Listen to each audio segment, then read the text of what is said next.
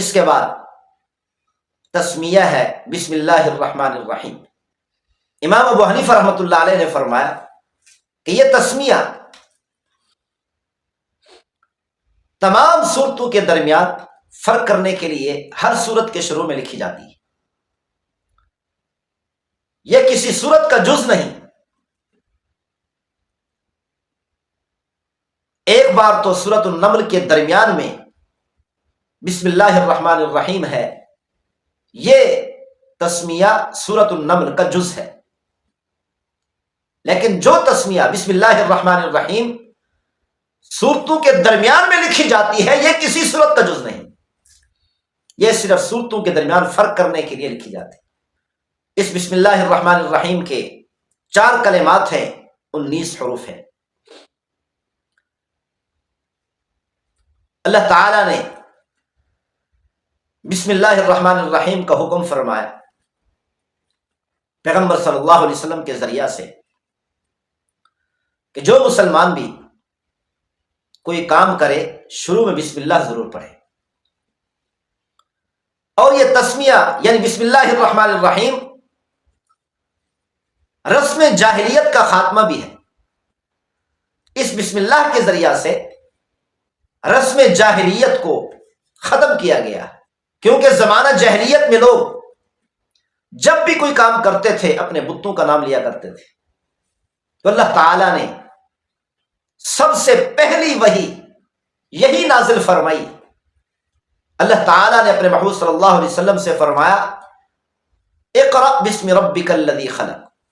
اے میرے محبوب صلی اللہ علیہ وسلم اپنے پروردگار کے نام سے قرآن مجید فرقان حمید کو پڑھیں جس پروردگار نے پوری کائنات کو پیدا فرمایا۔ تو اللہ تعالیٰ نے یہ حکم فرما کر زمانہ جاہلیت کی رسم کا خاتمہ کر دیا، یعنی پیغمبر صلی اللہ علیہ وسلم کی ساری امت جب بھی کوئی کام کرے گی، خاص طور پر جب قرآن مجید فرقان حمید کی تلاوت کرے گی تو اللہ کا نام لے کر قرآن مجید کی تلاوت کرے گی، جب بھی کوئی کام کرے گی اللہ کا نام لے کر کام کرے گی، کسی بت کا نام نہیں لیا جائے گا۔ اللہ تعالیٰ نے زمانہ جاہلیت کی رسم کا بالکل خاتمہ کر دیا۔ اسی طرح پیغمبر صلی اللہ علیہ وسلم جب بھی کوئی کام شروع فرماتے تھے، کسی کام کا آغاز فرماتے تھے تو آغاز میں بسم اللہ پڑھتے تھے۔ پیغمبر صلی اللہ علیہ وسلم کھانا تناول فرماتے تو آغاز میں بسم اللہ الرحمن الرحیم پڑھا کرتے تھے، پانی نوش فرماتے تو آغاز میں پیغمبر صلی اللہ علیہ وسلم کی عادت شریفہ تھی کہ بسم اللہ الرحمن الرحیم پڑھا کرتے تھے۔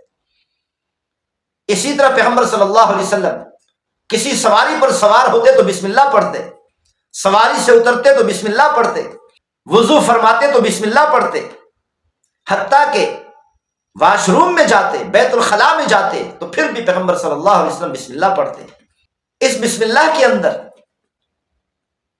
اللہ تعالی کی توحید کا اعلان ہے۔ جب مسلمان بسم اللہ پڑھتا ہے یہ اعلان کرتا ہے کہ اے میرے پروردگار صرف تیرے ہی نام سے میں اس کام کا آغاز کر رہا ہوں۔ اس طرح اللہ تعالیٰ کی وحدانیت، اللہ کی توحید کا اعلان کرتا ہے۔ اے میرے پروردگار میں تیرے علاوہ کسی اور کے نام سے کسی کام کا آغاز نہیں کرتا، کسی کام کا بھی میں آغاز کرتا ہوں تو صرف اور صرف تیرے ہی نام سے آغاز کرتا ہوں۔ اور اسی طرح اللہ تعالیٰ کی شفقت اور رحمت کی قوت کا اظہار ہے اس تسمیہ کے اندر کہ میں آغاز کرتا ہوں، شروع کرتا ہوں اللہ تعالیٰ کے نام سے جو بڑا مہربان نہایت رحم والا ہے۔ یعنی انسان کسی کام کا آغاز کرتا ہے تو اس بات کا اقرار کرتا ہے کہ میرے پروردگار کی رحمتیں مجھ پر نازل ہو رہی ہیں اور پوری کائنات پر نازل ہو رہی۔ اور اسی طرح شرک سے بیزاری کا اعلان کرتا ہے کہ اے میرے پروردگار میں تیرے علاوہ کسی اور کے نام سے اس کام کا آغاز نہیں کرتا، میں صرف اور صرف تیرے ہی نام سے اس کام کا آغاز کرتا ہوں۔ تو اس طریقے سے شرک سے بیزاری کا اعلان کر دیتا ہے۔ مسلم شریف میں ہے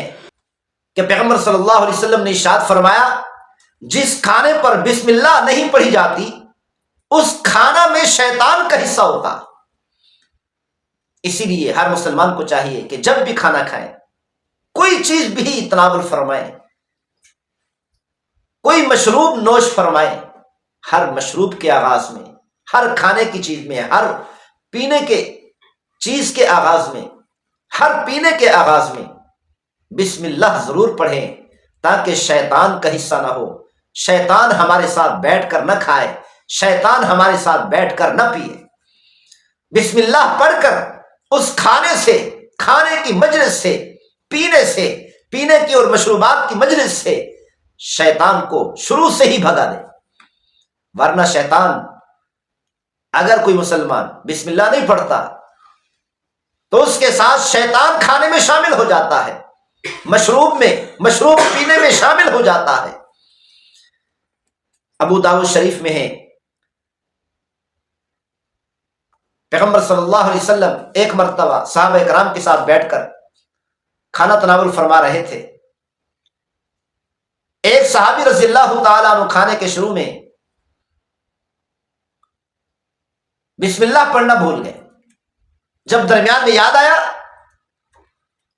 تو اس صحابی نے پڑھا بسم اللہ اولہ وآخرہ، تو پیغمبر صلی اللہ علیہ وسلم مسکرانے لگے۔ پیغمبر صلی اللہ علیہ وسلم نے فرمایا میں دیکھ رہا ہوں جیسے ہی آپ نے بسم اللہ اولہ وآخرہ پڑھا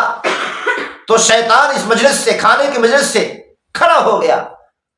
اور شروع سے لے کر اب تک جتنا کھایا سارا کھانا قے کر دیا اور قے کر کے نکال دیا۔ یعنی پیغمبر صلی اللہ علیہ وسلم کی اس حدیث شریف سے ثابت ہوتا ہے کہ جو مسلمان کھانے کے شروع میں یا کوئی چیز پی رہا ہے اس کے شروع میں بسم اللہ نہیں پڑھتا تو شیطان کھانے اور پینے میں شریک ہو جاتا ہے، ساتھ مل کر اور ساتھ بیٹھ کر کھاتا ہے اور پیتا ہے۔ اور اسی طرح اس حدیث شریف سے یہ بات بھی ثابت ہوئی جب مسلمان کھانے کے شروع میں تسمیہ بھول جائے یا بسم اللہ الرحمن الرحیم پڑھنا بھول جائے تو اس مسلمان کو چاہیے کہ جیسے ہی کھانے کے درمیان میں اس کو یاد آئے کہ میں نے شروع میں بسم اللہ نہیں پڑھی، فوراً بسم اللہ اولہ وآخرہ پڑھ لے۔